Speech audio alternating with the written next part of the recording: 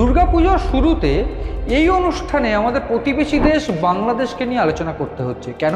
কারণ বাংলাদেশ গত 1 বছর আগে থেকে বিদ্বেষের দেশে পরিণত হয়েছে এবং হিন্দু বা সংখ্যালঘু এই সম্প্রদায়কে একেবারে নির্যাতনের চরম সীমায় পৌঁছে দেওয়ার চেষ্টা করছেন। 2024-এর দুর্গাপুজোর সময় ফতোয়া জারি করে দেওয়া হয়েছিল যে বাংলাদেশের দুর্গাপুজো করা যাবে না। ষষ্ঠীর দিন অবধি প্রায় 5টি দুর্গামূর্তি ভাঙার অভিযোগ আসছে। সিএন ডিজিটাল আপনাদের স্বাগত। আপনারা দেখছেন ইনসাইডার। আমি আপনাদের সঙ্গে রয়েছি মণি ভট্টাচার্য। গোটা বিশ্বজুড়ে দুর্গাপুজো শুরু এবং দুর্গাপুজোর শুরুতে এই অনুষ্ঠানে আমাদের প্রতিবেশী দেশ বাংলাদেশকে নিয়ে আলোচনা করতে হচ্ছে। কেন? কারণ বাংলাদেশ গত 1 বছর আগে থেকে বিদ্বেষের দেশে পরিণত হয়েছে এবং বিদ্বেষ মানে এমন বিদ্বেষ যে ইউনূস অর্থাৎ বাংলাদেশের অন্তর্বর্তী সরকার প্রধান মোহাম্মদ ইউনূস তার গদি ধরে রাখার জন্য হিন্দু বা সংখ্যালঘু এই সম্প্রদায়কে একেবারে নির্যাতনের চরম সীমায় পৌঁছে দেওয়ার চেষ্টা করছেন। এবং ঠিক এই অনুষ্ঠানে আমি আজ বোঝানোর চেষ্টা করব এক্স্যাক্টলি বাংলাদেশের কোন বিষয় নিয়ে এই অনুষ্ঠানে আজ আমাকে আলোকপাত করতে হচ্ছে, বা এই অনুষ্ঠানে দাঁড়াতে গিয়ে আমার হৃদয় বিদারক অবস্থায় পৌঁছচ্ছে। কেন? প্রাথমিকভাবে আমি যদি বোঝাতে চেষ্টা করি বা দেখানোর চেষ্টা করি, আমি 2024-এর দুর্গাপুজো দেখানোর চেষ্টা করব। 2024-এর দুর্গাপুজোর সময় ফতোয়া জারি করে দেওয়া হয়েছিল যে বাংলাদেশের দুর্গাপুজো করা যাবে না, মূর্তি পুজো করা যাবে না। বিভিন্ন জায়গায়, একেবারে ঢাকার বিভিন্ন জায়গায়, কুষ্টিয়া থেকে শুরু করে ঢাকা শহরের বিভিন্ন জায়গায় কিন্তু একটা নির্দেশিকা বা জঙ্গিদের দাপাদাপি দেখা গিয়েছিল। কিন্তু সেই জঙ্গিদের দাপাদাপি ধীরে ধীরে কোনোভাবে কমার নাম না থাকলেও বর্তমানে সেই জঙ্গিদের দাপাদাপি আরও বেড়েছে। ঠিক এই জায়গায় দাঁড়িয়ে আমাকে বলতেই হচ্ছে বাংলাদেশে ফের বিদ্বেষ ছড়ানো শুরু হয়ে গিয়েছে ইউনূসের, এবং এই ইউনূসপন্থীদের বিরুদ্ধে অভিযোগ বাংলাদেশের কুষ্টিয়া, নটকুল সহ বিভিন্ন জায়গায়, কুমিল্লা, যশোর সব বিভিন্ন জায়গায় আজ ষষ্ঠীর দিন অবধি প্রায় 5টি দুর্গামূর্তি ভাঙার অভিযোগ আসছে। এবং এই দুর্গামূর্তি ভাঙার অভিযোগের উপর দাঁড়িয়ে বলতেই হচ্ছে বাংলাদেশ আছে বাংলাদেশেই। প্রাথমিকভাবে এই দুর্গামূর্তি ভাঙার অভিযোগ বা সংখ্যালঘু সম্প্রদায়ের উপর অভিযোগের যে চিত্র, সেই চিত্র ধরে আমি বলেছিলাম যে ঠিক এই 1 বছরে কত সংখ্যালঘু মানুষকে গৃহছাড়া হতে হয়েছে, কত মন্দির ভাঙচুর হয়েছে, কতগুলো ধর্ষণ, গণধর্ষণ, মাইনর গার্লের গণধর্ষণ হয়েছে। এবং এই চিত্রের উপর দাঁড়িয়ে আমি বারবার করে বলেছিলাম যে কিভাবে বাংলাদেশ বিদ্বেষের দেশে পরিণত হয়েছে। ঠিক এই মুহূর্তে দাঁড়িয়ে ভারতের সঙ্গে ষড়যন্ত্র, ভারতের সঙ্গে শত্রুতা করতেই কি এই সংখ্যালঘুদের উপর আক্রমণ বা সংখ্যালঘুদের উপর নির্যাতন নামিয়ে আনা হচ্ছে? প্রশ্ন উঠছে ইউনূসের বিরুদ্ধে। ইউনূসকে জবাব দিতে হবে। প্রাথমিকভাবে শেখ হাসিনা আমল থেকেই আমরা দেখেছি যে ঠিক কিভাবে বাংলাদেশে অরাজকর একটা পরিস্থিতি তৈরি হওয়ার চেষ্টা চলেছে জঙ্গিদের দ্বারা। এবং এই জঙ্গিপন্থীরা যখন ক্ষমতা এসে দাঁড়িয়েছে ঠিক তখন আমরা দেখলাম রাষ্ট্রপুঞ্জে বা রাষ্ট্রসংঘের যে বৈঠক, সেই বৈঠকে দাঁড়িয়ে নরেন্দ্র মোদীকে উদ্দেশ্য করে বা ভারতকে বা নয়াদিল্লিকে উদ্দেশ্য করে বাংলাদেশের বক্তব্য যে দিল্লির সঙ্গে ঢাকার সম্পর্ক ভালো নয়, এবং তার পিছনে দাঁড়িয়ে রয়েছে অন্যতম কারণ দিল্লি বা ভারত শেখ হাসিনাকে আশ্রয় দিয়েছে। প্রাথমিকভাবে এই চিত্রের উপর দাঁড়িয়ে এই বাংলাদেশ ভারতকে সহ্য করতে পারছে না, বিদ্বেষ ছড়িয়ে দেওয়া হচ্ছে ঠিক এই কারণের উপর দাঁড়িয়ে। এটা কি সত্যি? প্রাথমিকভাবে বিশেষজ্ঞরা মনে করছেন এটা একেবারে সর্বৈব মিথ্যে, এবং নিজের জায়গা, নিজের যে গদি, সেই গদি ধরে রাখার জন্য আমরা দেখেছি ওয়াকারুজ্জামান সিন্ডিকেটের সঙ্গে বিদ্রোহ বা বিদ্বেষ।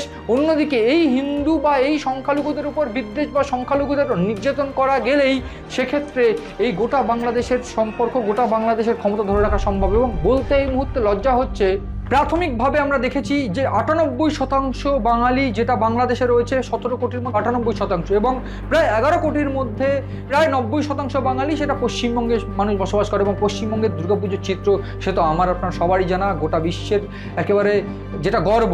এবং ইতিমধ্যেই আমরা দেখেছি শান্তিনিকেতন হেরিটেজ তকমা পেয়েছে, দুর্গাপুজো হেরিটেজ তকমা পেয়েছে। ফলে সব মিলিয়ে একটা বিষয় কিন্তু পরিষ্কার যে বাঙালির উৎসব দুর্গোৎসব, বাঙালির উৎসব দুর্গাপুজো, সেই দুর্গাপুজোকে দমানোর জন্য, সেই দুর্গাপুজো যাতে কলঙ্কিত হয়, সেই পুজোকে কলঙ্কিত করার জন্য বাংলাদেশ বা ইউনূসপন্থী যারা জঙ্গি, সেই জঙ্গি বা ইউনূসপন্থী দুষ্কৃতীরা একেবারে উঠে পড়ে লেগেছে এবং এই বাংলাদেশকে বিদ্বেষের দেশে পরিণত করে। আমরা সম্প্রতি দেখেছিলাম 2024-এর অক্টোবর-নভেম্বর মাসে চিন্ময় মহাপ্রভু, এবং চিন্ময় মহাপ্রভুকে গ্রেফতার করা এবং চিন্ময় প্রভুকে গ্রেফতার করার পর কিভাবে বেআইনিভাবে তাকে আটকে রাখা, বিভিন্নভাবে বিনা বিচারে তাকে আটকে রাখার যে চিত্র সামনে এসেছিল, হিন্দু নির্যাতন থেকে শুরু করে সংখ্যালঘু নির্যাতন, লুটপাট, ঘরবাড়ি জ্বালিয়ে তাড়িয়ে দেওয়া, এই সমস্ত চিত্র সামনে এসেছিল। ভারত সেই সময় তীব্র প্রতিবাদ করেছিল।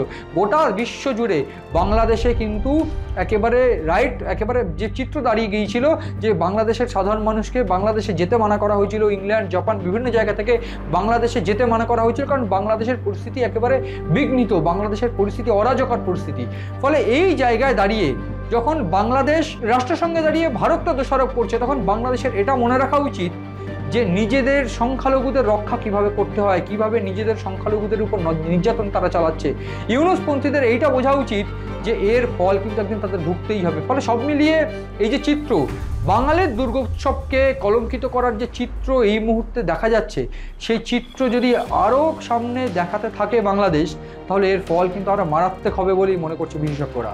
এবং যেখানে 17 কোটি মানুষ, যার 98% বাঙালি, এবং বাঙালিদের উৎসব দুর্গাপুজো, সেই দুর্গাপুজোর দুর্গামূর্তি ভাঙচুর আমরা একেবারে পুজোর কয়েকদিন আগেই দেখেছিলাম। 16 সেপ্টেম্বর বিভিন্ন জায়গায় মূর্তি ভাঙচুরের অভিযোগ উঠে এসেছিল। বর্তমানে সেই মূর্তি ভাঙচুরের অভিযোগ কুষ্টিয়া, যশোর সহ বিভিন্ন জায়গা, রংপুর, কুমিল্লা, এই সমস্ত জায়গা থেকে আসছে। এবং বারবার করে সেখানে বলা হচ্ছে পুজো হতে দেওয়া যাবে না।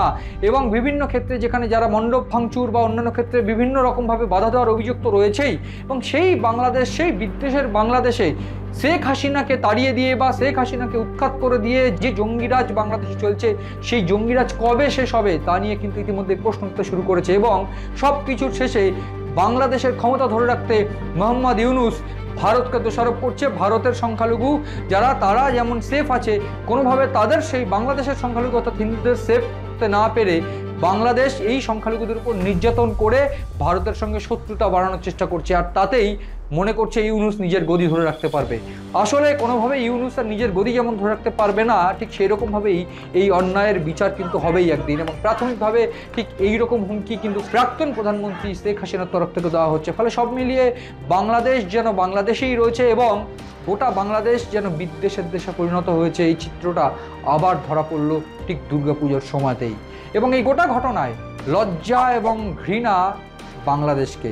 সব মিলিয়ে বাংলাদেশ কি কোনোভাবে আর নিজের ফর্মে বা কোনোভাবে বাঙালির জন্য সুরক্ষিত জায়গা, সেই আসন কি পেতে পারে বা পাবে, সেদিকে নজর রয়েছে আমাদের। নজর রাখুন আপনারাও সিএন ডিজিটালের পাতায়।